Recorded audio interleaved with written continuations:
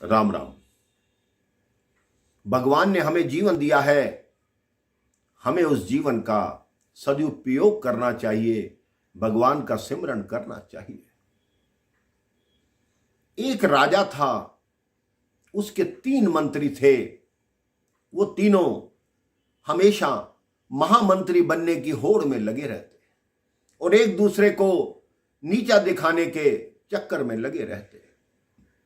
राजा ने एक दिन तीनों को बुलाया और एक बड़ा सा थैला तीनों को दिया। तीनों को कहा कि तुम अपना अपना थैला ले जाओ और मेरे बागीचे में जाओ, लेकिन अलग अलग दिशा से जाना और 3 घंटे के अंदर फल भरकर इस थैले में लाओ। अब तीनों मंत्री अलग अलग दिशा से उस बागीचे में घुसे। जो पहला मंत्री था वो बहुत ईमानदार था, सच्चा था। वह जाते ही वृक्षों पर चढ़ने लगा और जितने अच्छे और पके ताजे फल थे वो तोड़ तोड़ कर अपने थैले में डालने लगा। जो दूसरा मंत्री था वो थोड़ा आलसी था। उसने सोचा, राजा ने 3 घंटे का समय दिया है, अभी तो बहुत समय है, थोड़ी देर विश्राम कर लेता हूं। वह एक वृक्ष की छाया में आराम से सो गया। जो तीसरा मंत्री था वो बहुत तर्क करने वाला था, प्रपंच करने वाला था। वह सीधा माली के पास पहुंचा, उससे बात करने लगा कि इस बागीचे में कितने वृक्ष हैं, उस पर कितने फल होते हैं, उससे राजा की कितना कोष आता है। उसने सारा समय बातों में ही व्यर्थ कर दिया। वो दूसरा मंत्री जो आलसी था, उसने देखा ये तो समय पूर्ण होने वाला है। वो उठा और उसने सोचा कि अब पेड़ के ऊपर चढ़ने का समय नहीं है। जितने फल नीचे गिरे हुए थे, कुछ साफ थे, कुछ खराब हो चुके थे, उसने अपने थैले में भर लिए। तीसरे मंत्री के पास उतना समय भी नहीं बचा। वो जल्दी से बाग के अंदर आया। जो फल आलसी व्यक्ति ने छोड़ दिए थे, जो बिल्कुल सड़ चुके थे, उसने अपने थैले में वो फल भरे, कुछ मिट्टी भरी, कुछ पत्थर भरे और लेकर तीनों राजा के समक्ष पहुंच गए। राजा ने कहा, आप तीनों फल ले आए? तीनों ने कहा, हां जी ले आए।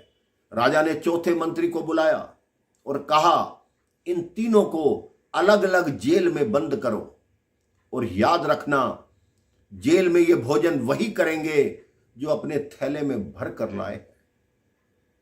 अब जो पहला मंत्री था वो प्रसन्न था, क्योंकि उसके थैले में ताजे फल थे।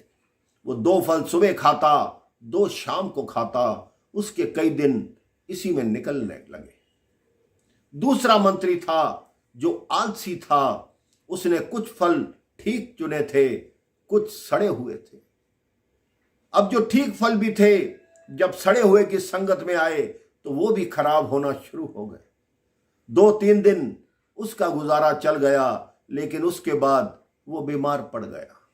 उसका पेट सड़े हुए फल खाकर खराब हो गया।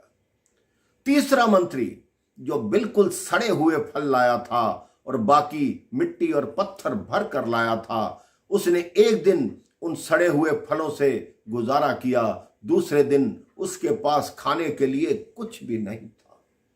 दूसरे दिन वो भूख से व्याकुल हो गया और आवाज लगाने लगा कि मैं भूख से मर जाऊंगा, मुझे कुछ खाने को दो, मुझे कुछ खाने को दो। आप ये सोचिए कि ये संसार एक बगीचा है। भगवान ने हमें 100 साल का थैला देकर भेजा है। अगर हम अच्छे कर्मों के फल उसमें भरेंगे तो आपका जीवन अच्छा होगा। अगर हम आलस से करेंगे, प्रमाद करेंगे, तो आप कुछ टाइम सुखी रहेंगे, लेकिन उसके बाद दुख ही दुख है। लेकिन अगर आप तर्क और प्रपंच में पड़ेंगे, भगवान की तरफ ध्यान ही नहीं देंगे, तो आपका जीवन बीमारियों में ही जाएगा। आपके किए हुए पुण्य फल रूपी आपको फल देते हैं, हमेशा आपको सुखी रखते हैं। आपका कोई भी पुण्य व्यर्थ नहीं जाता। आपके किए हुए पाप आपको हमेशा दुख देते हैं। चाहे किसी को ज्ञात ना हो, कि आपने पाप किया है, लेकिन आपका मन सदैव जानता है कि आपने ये पाप किया है, आपने ये दुष्कर्म किया है। अपने जीवन की इस बगिया को, जीवन के इस बागीचे को भगवान की शरण में लगाइए। जो समय मिला है उसका सदुपयोग कीजिए, उसको अच्छे कामों में लगाइए, आपका जीवन धन्य हो जाएगा। राम राम, जय श्री राम।